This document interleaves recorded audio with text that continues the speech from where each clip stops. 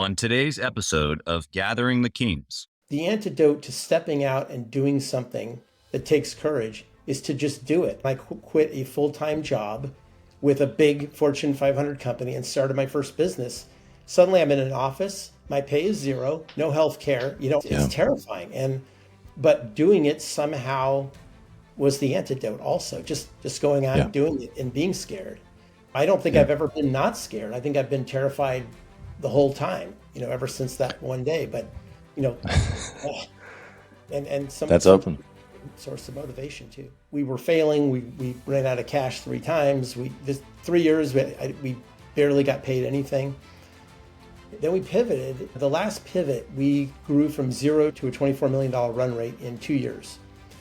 You are listening to Gathering the Kings with Chaz Wolfe, featuring fellow 7, 8, and even 9-figure business owners who have real battle scars from business and life, but have prevailed as the king that they are designed to be. We welcome high-performing entrepreneurs to the stage in order to reveal the real of the real on what it takes to build a successful business today.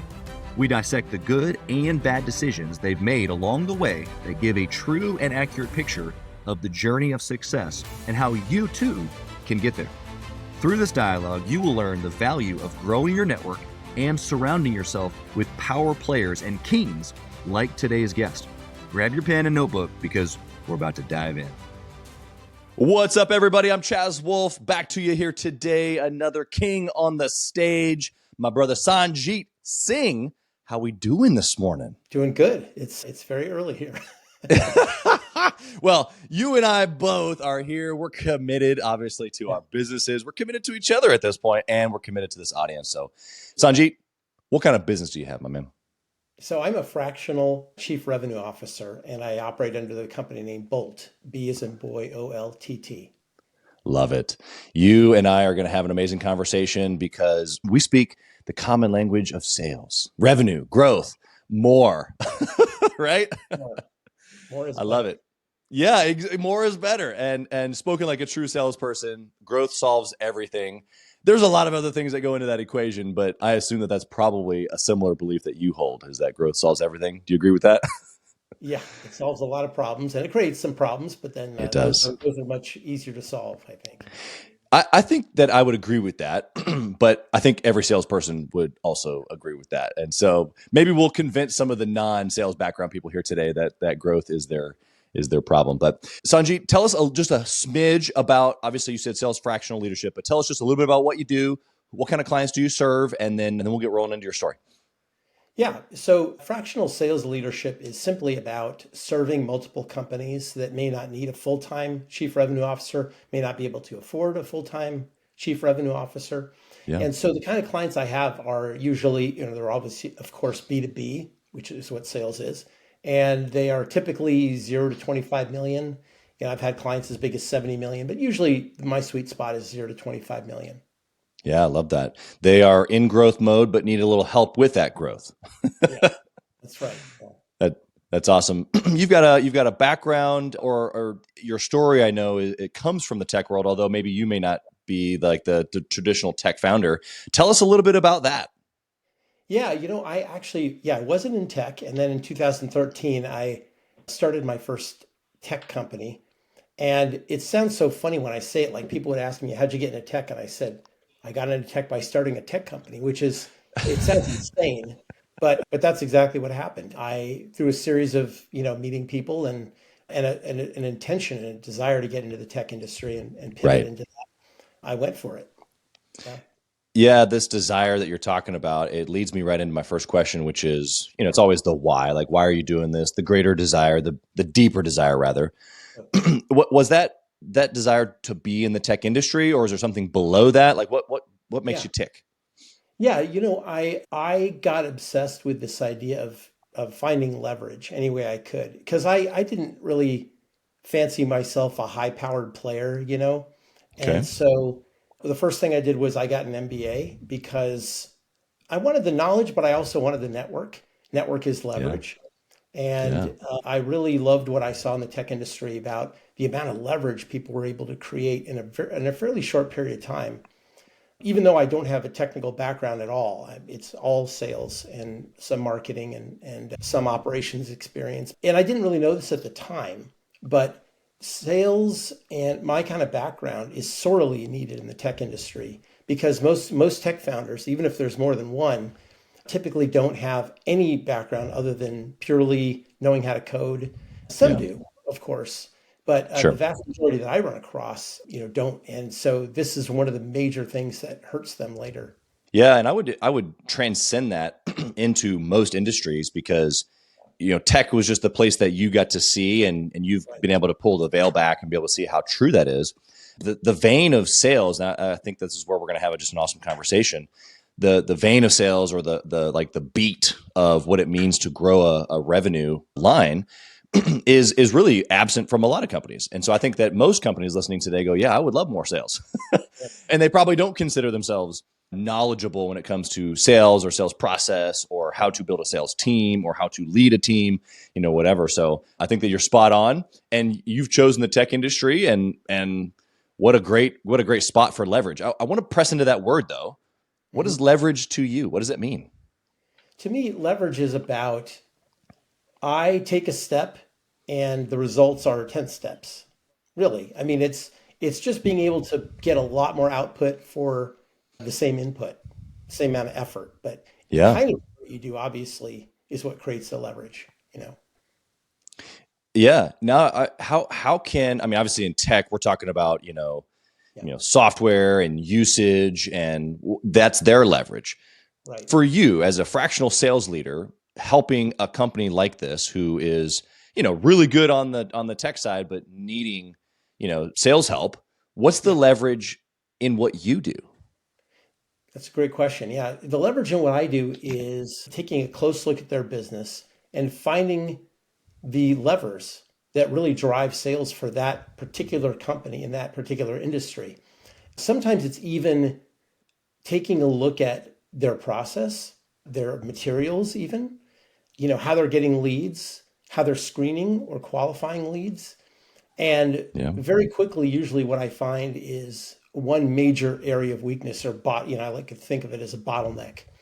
So I'm finding bottlenecks, and usually, if everything else is working and you find one bottleneck and you open up that bottleneck, you've just created a tremendous amount of leverage because their whole sales output is being governed by that one bottleneck. Now, in the real world, it's a little bit more complicated than that. So usually there's multiple bottlenecks, but usually there is one major bottleneck that is causing the most issues. Yeah. And the leverage to kind of, further that down the road is that they don't see it. They can't see it.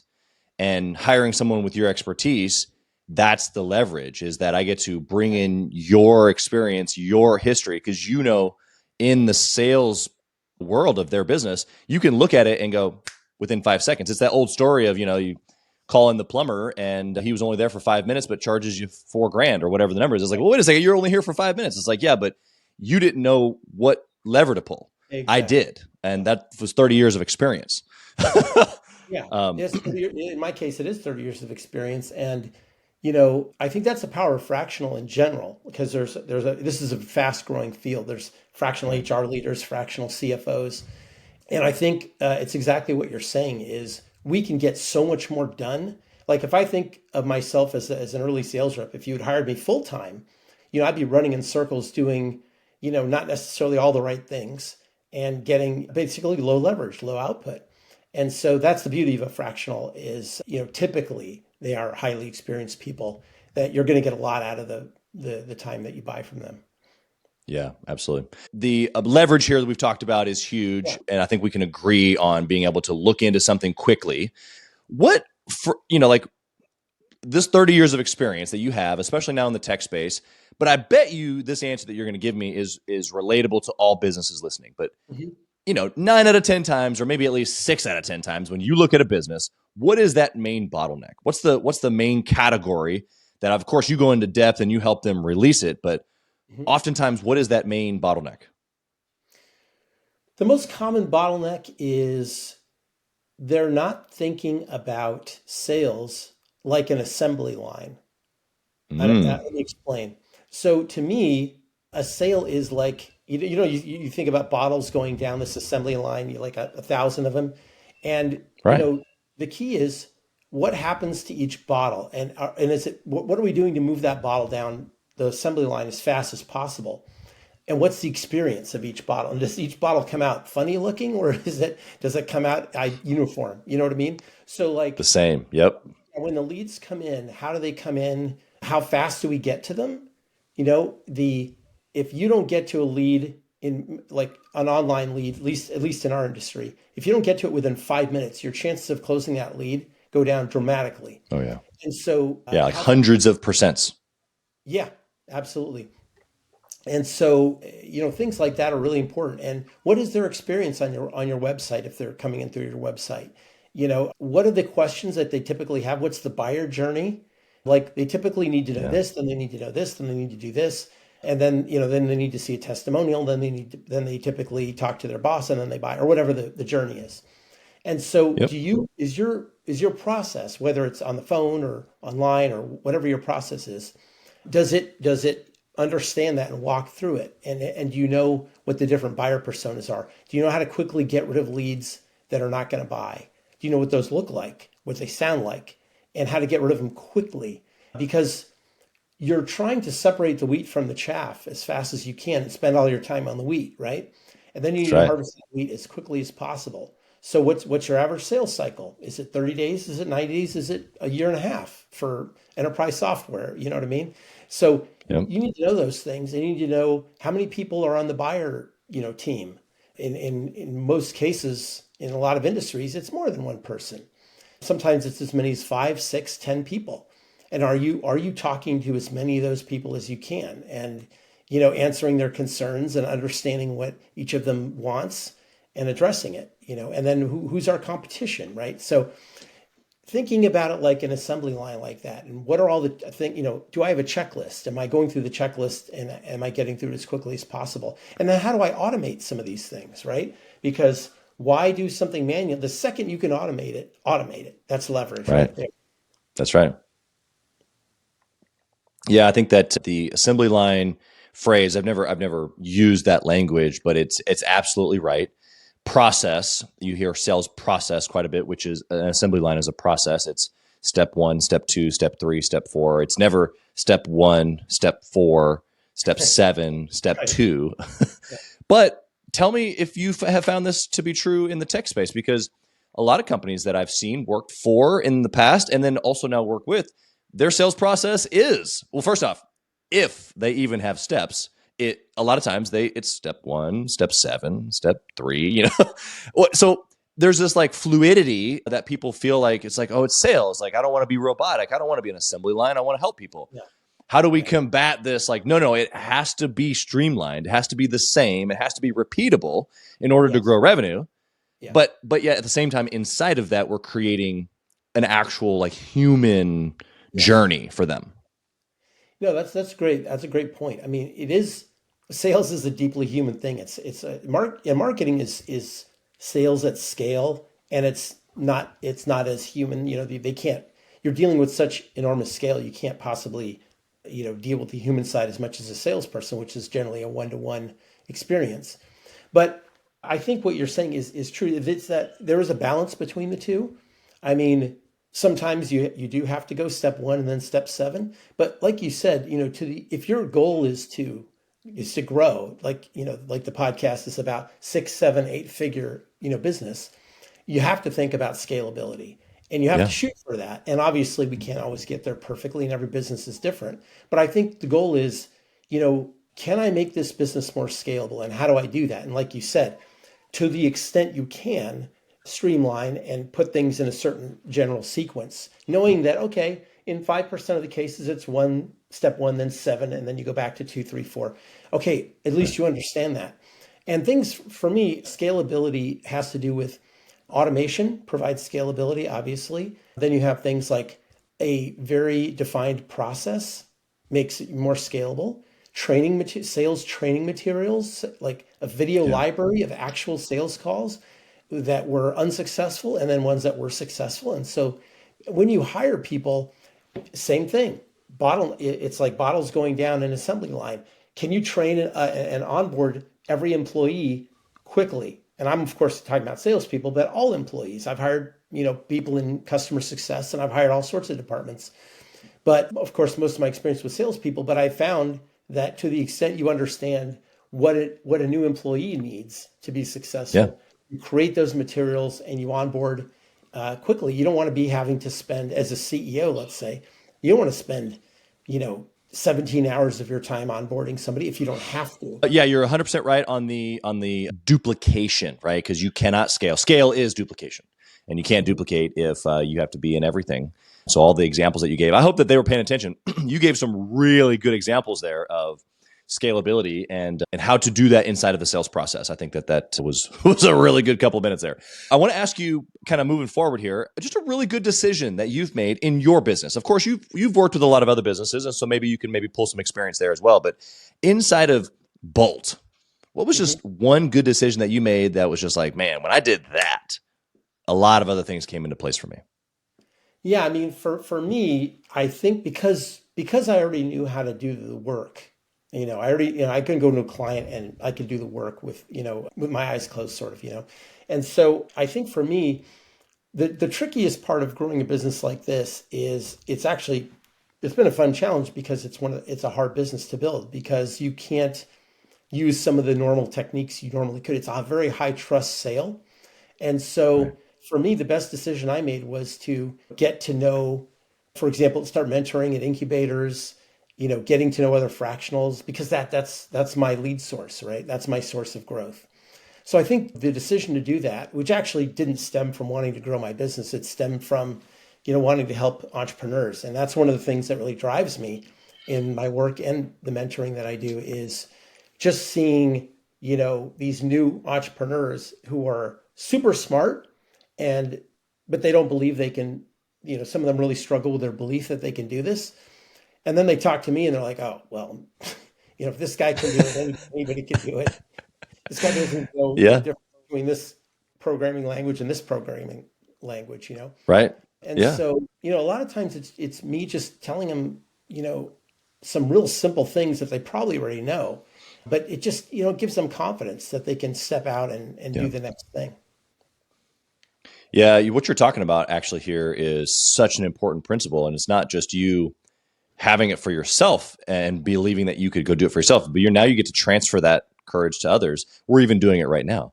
And so what do you feel like, okay, we said a lot of new entrepreneurs. Look, every entrepreneur listening right now has felt at that place where it's like, oh, I don't know if I can do this.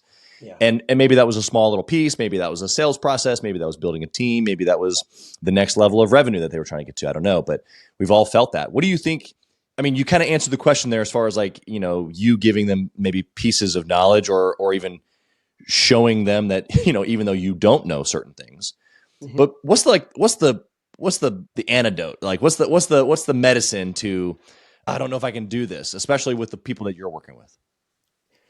Well, I think, as simple as it sounds, I mean, I think podcasts like this are a great start because you're listening to, 100 entrepreneurs. I don't even know how many 100 you've had on, but who, we've all, run into brick walls and, shot ourselves in the foot and kicked ourselves in the butt and, walked off cliffs.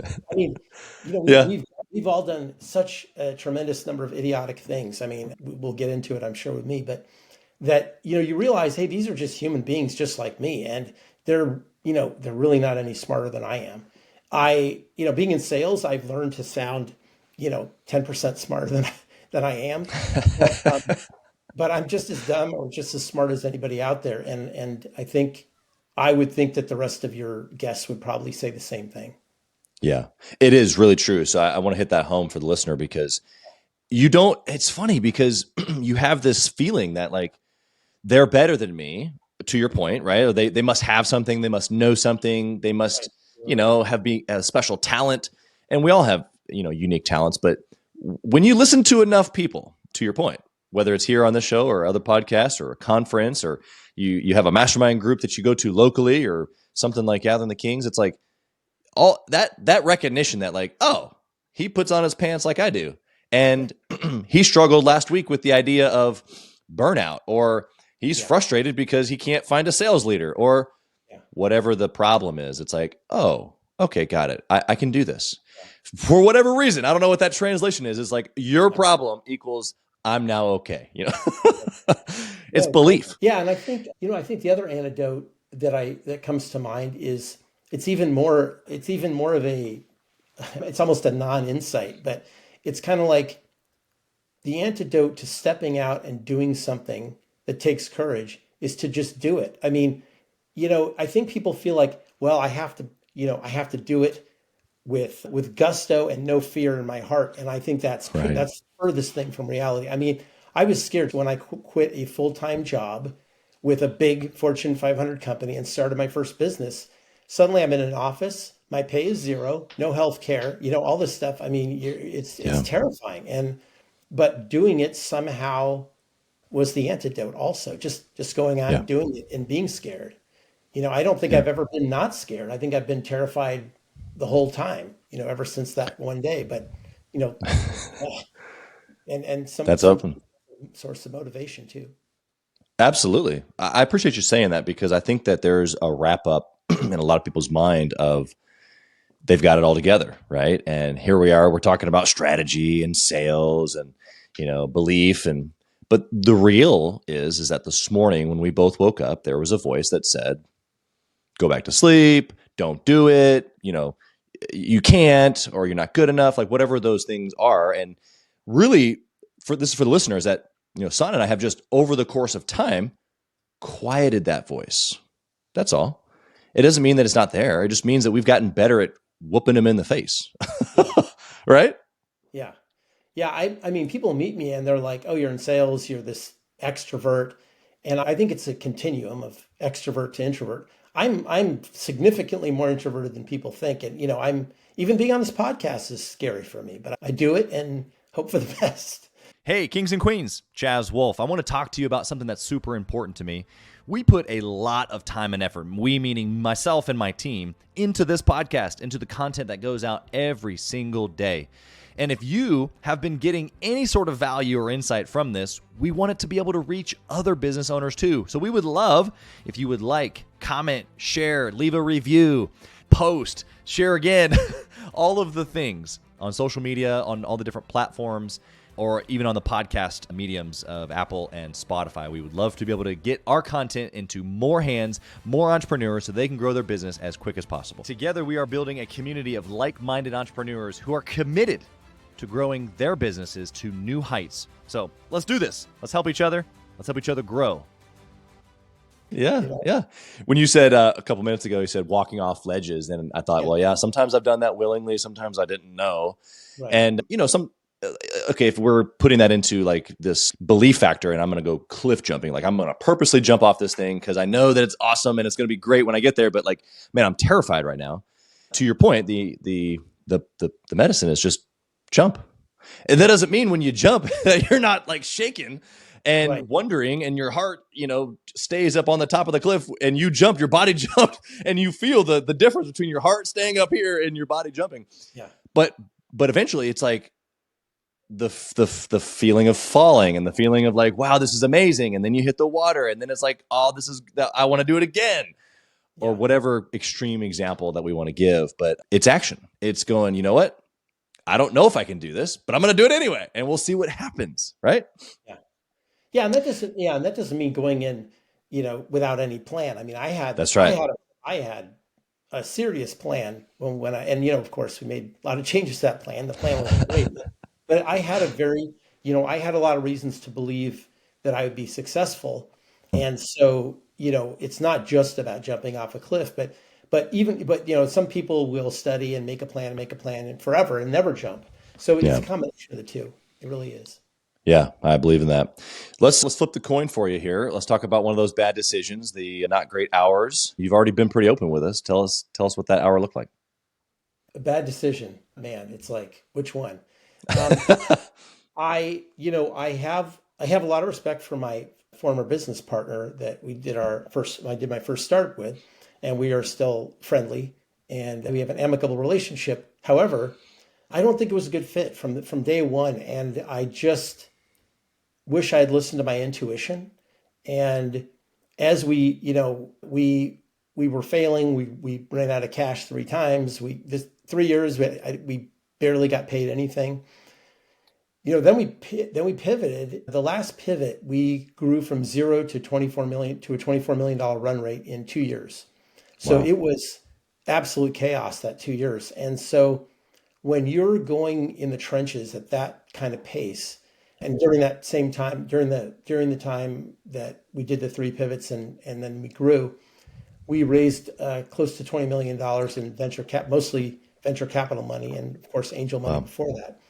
But to raise all that money, we went on the road together to do that, to build that kind of business, to fail like that. I mean, you're going through so much. You're literally building a house and living in a house with this one person. Of course, by the end of the 2-year period, we had 65 employees, but you're still, living in a house with that person, and it better be a good relationship, and it wasn't. And the what ended up happening was I got pushed out of the business, but the good news is I was able to sell out and made a good exit. But it was painful. It was very painful to get pushed out of your own company. And I've seen it happen to a lot of people, and it sucks, Yeah.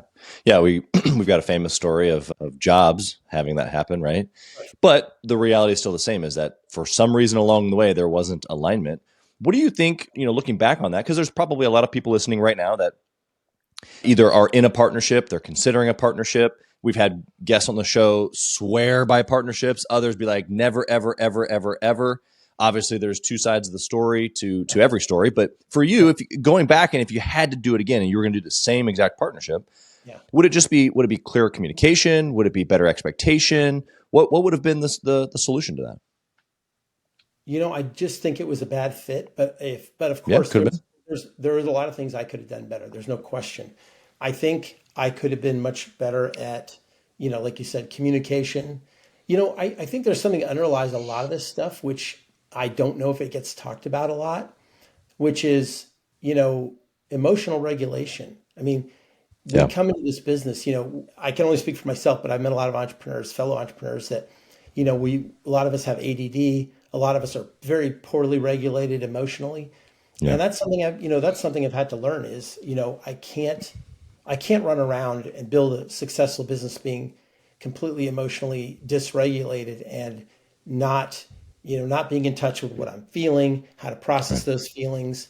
And instead I'm running around on total fear and operating on fear. And that doesn't always lead to the best decisions or the best communication, or even if I said the right thing. Like, I think there's a lot of times I said the wrong thing, but even when I said the right thing, I don't know if I always said it with how I wanted it to come across, because, I was stressed and dysregulated, and, it is a very stressful thing, but you got to find ways to ground yourself. And sometimes it's therapy, sometimes it's, other things. Yeah. Yeah. I got to take this opportunity to just take 30 seconds and hit on this, because it's actually 2 parts. Why people, entrepreneurs, join Gathering the Kings on the peer-to-peer mastermind side, even though they might be a big business owner, 7, 8, 9-figure business owner. The reality of it is what you're saying is that he's alone or she's alone. And what does that mean? It means that I'm over here by myself, unregulated with how I think, how I feel. I'm by myself in a silo. And because I don't have other people around me that are also high quality and can help agitate my thought on how to solve problems, then that leads me to bad decisions, basically, right? And so what San's saying is, like, you need emotional regulation, you need thought regulation, you need just some encouragement sometimes, you need some swift kick in the butt sometimes. And you cannot have that if you do not have a group of people around you, period. That's why they, the cliche, your network is your net worth, right? And so even inside of that, once you solve the isolation problem and you have people around you, what you're talking about is like, now we got to get precise on how do you regulate yourself. First off, how do you control your thoughts? Are you feeding your subconscious mind in a proper way? What do you do as far as like understanding your ability to connect emotionally? Like, there are people, we use a culture index, there are people who are high logic, and it is very difficult for them to feel anything. And then there are people who are very low logic or high empathy, and it is very difficult for them to think first, and they feel everything first, which, okay, you got 2 sides of the story here, and both can be, like you said, unregulated, and they need to understand how to operate in situations, whether it be with their employees, whether it be with themselves and their wife and their family or whatever.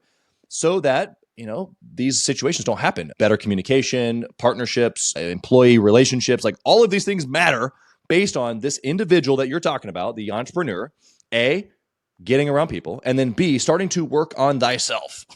Would you agree?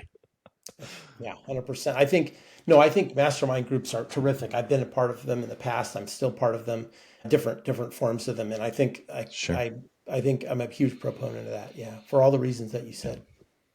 Yeah, good. Okay, so let's talk about outside of the business. I'm a big fan of obsession, the word obsession.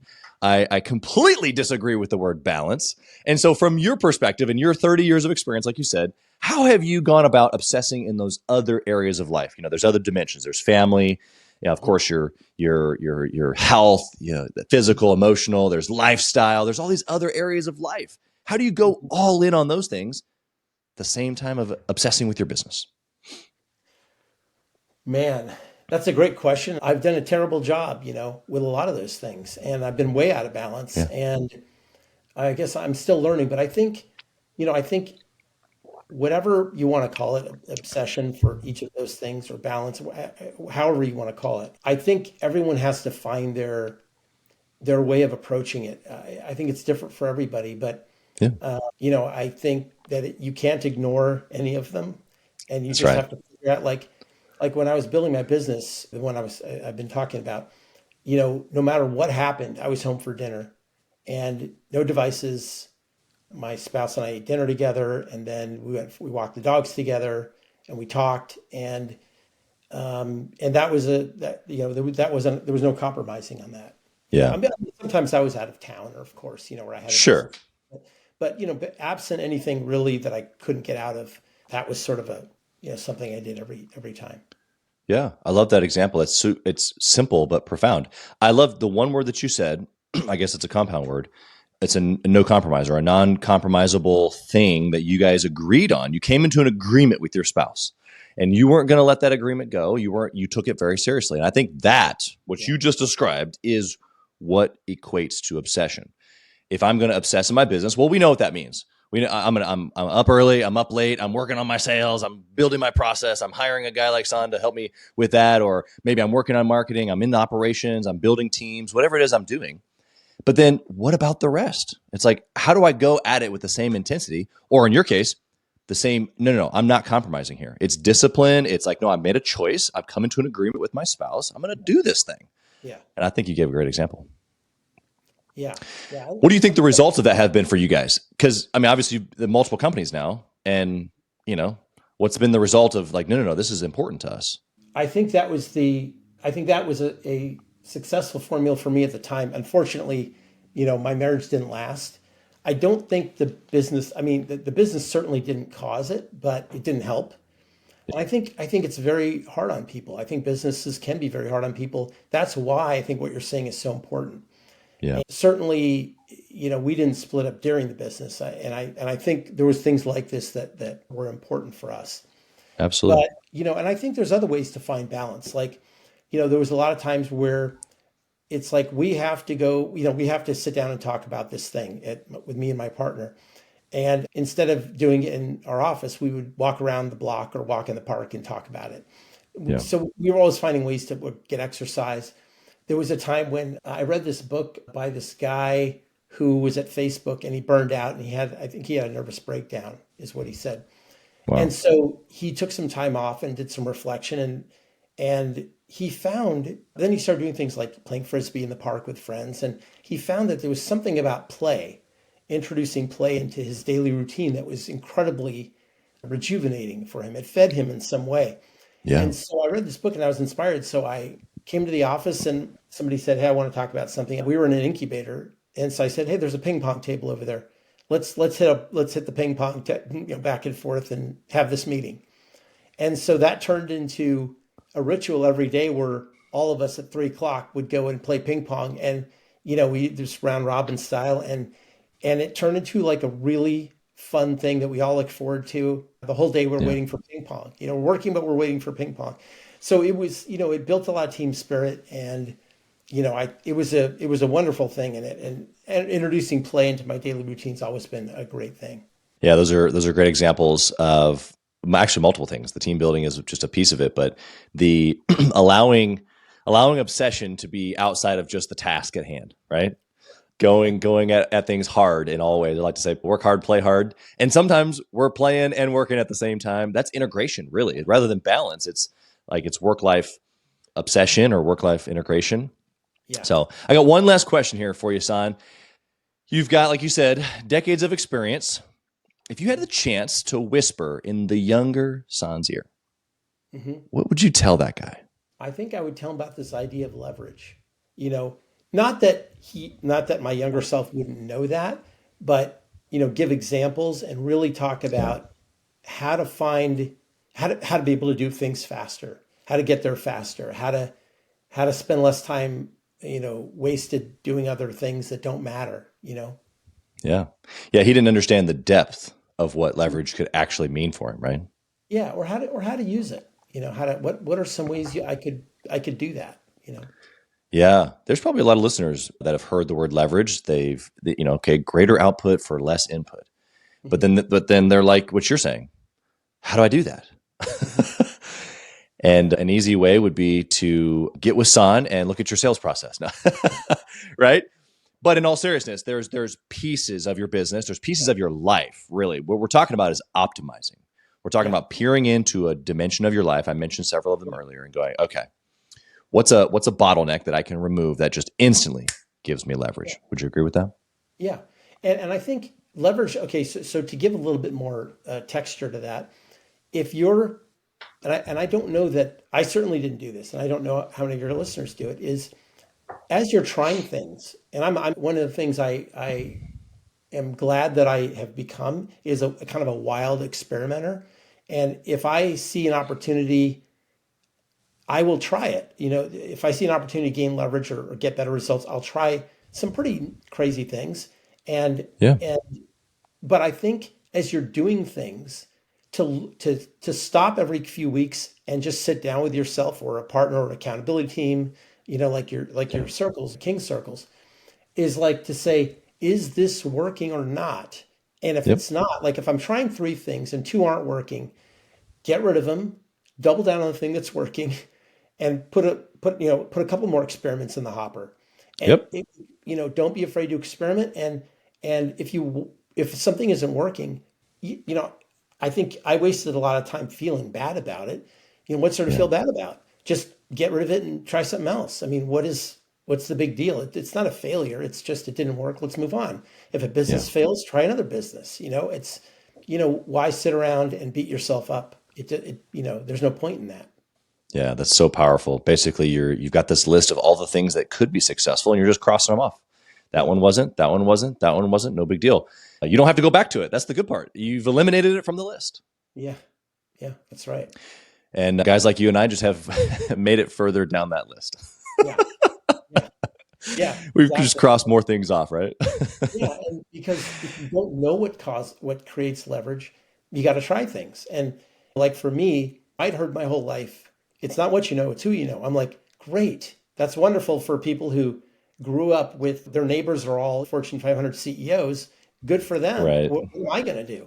And going to business school was one of many ways that I was able to tap into a network that was more powerful.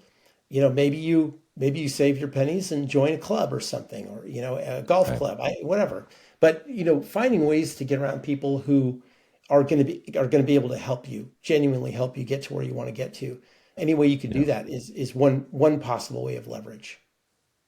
Yeah, I love that.